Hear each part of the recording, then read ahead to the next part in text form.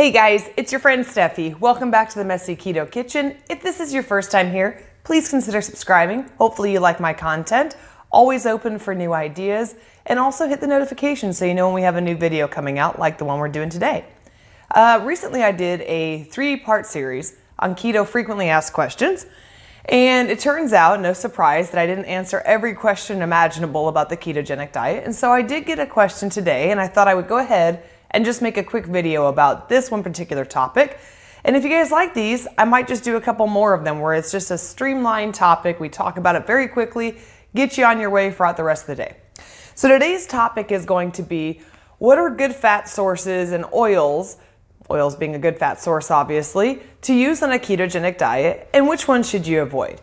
Now, I think I speak for probably all of us. When you first learn about the ketogenic diet, one of the allures of it is that oil is good, fat is good, you can have it, you're encouraged to have it. It is the majority of your diet. With that being said, not all fats are created equal, not all oils are created equal. So I thought I would give you kind of a brief list of some of the oils that are going to be best for you, some of the fats that are going to be best for you, and then the ones to avoid. So early on, I would say the easiest and most basic would be coconut oil, avocado oil, olive oil. Very easy to get your hands on, very tasty. They can be used in all kinds of dishes. Like coconut oil can be used in sweet and savory, and even olive oil for that matter is the same kind of thing. You have MCT oil, which is your medium chain triglycerides, and that goes well in your bulletproof coffee, but you can use it in other things as well.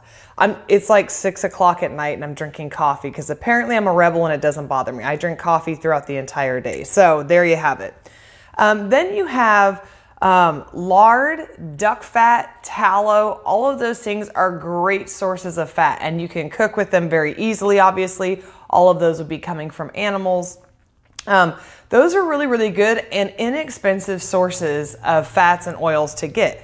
A couple other ones would be ghee. Ghee is a clarified butter. And what clarified butter is basically you take the butter, they remove all the water content from it, and then they kind of filter it again to where you're just getting the purest of the pure.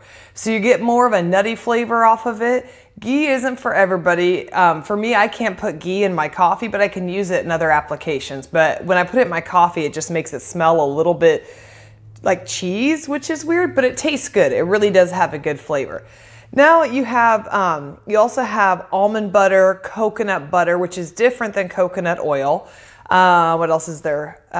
Red palm oil. I haven't used that one specifically, but these are all acceptable. Doesn't mean you have to fill your entire cabinet up with all of these. Stick to a couple that you're comfortable with that are in your price range and go from there. These, like I said, these are high in omega-3s. And they have a good what's it called, heat point, I think. So if you're trying to fry food, which is awesome, obviously, if you're trying to fry food, these ones are going to have a higher hot point than the rest of them. Not all, everybody's is different, so check those out. Don't quote me on each hot point of each one of those. Now, some of the ones you want to avoid are like canola oil, soybean oil. What else is there? Grapeseed oil, sunflower oil. Those ones are not going to be great for you, and there's a couple different reasons why. First of all of those are high in omega-6 fatty acids. And it's kind of funny because I don't think a lot of us, myself included up until recently, are super educated as far as the difference between omega-3s and omega-6s. But omega-6s can tend to, it's not that you can't have any of them. A little bit in a small amount isn't too bad. You have enough omega-3s to balance it out, you'll be fine. But too many omega-6s, which is very, very common, especially in a standard American diet, is going to cause a lot more inflammation. And you are usually at a higher risk of blood clots, and which can lead to stroke, obviously. That's not to say that if you have some, you're going to get a blood clot or you're going to have a stroke. That's not what I'm saying at all. I'm saying in higher amounts, that can lead to more of those problems. So as best you can, try to avoid them.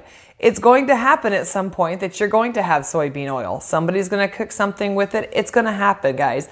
Don't stress out about it. Just try to avoid it as often as you possibly can and try to lean towards the other ones that I was telling you about. One of the other reasons that those particular oils aren't the greatest for you is they actually cause more inflammation. And again, besides the weight loss benefit of a ketogenic diet, the other multitude of benefits is that it makes you feel better and decreases inflammation. And so if you're somebody who has some chronic pain, you have a lot of stiffness in your joints, back pain, you know, fill in the blank, having those kind of oils can actually perpetuate the problem. And then you're going to be thinking, well, I thought keto was supposed to help with some of this and I'm not seeing any results.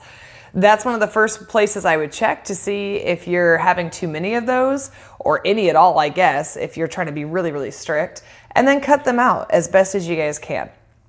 Other great sources of fat would be, obviously, avocados are one of my favorites.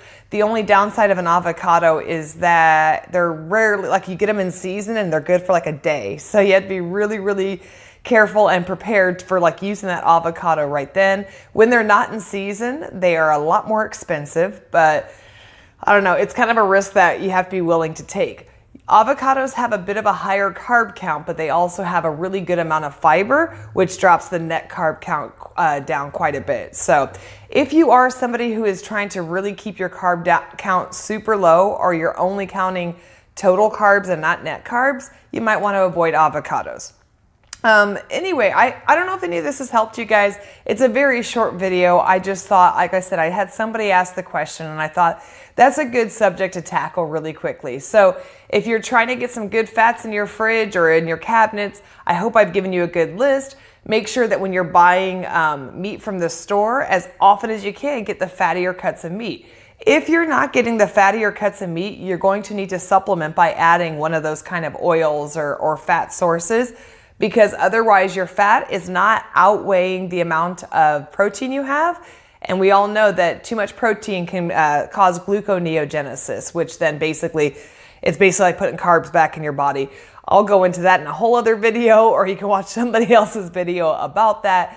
But just know you need to keep your fats higher than your proteins. So general rule of thumb, if you have 30 grams of protein, let's just say, I would always make sure that I am double the amount of fat.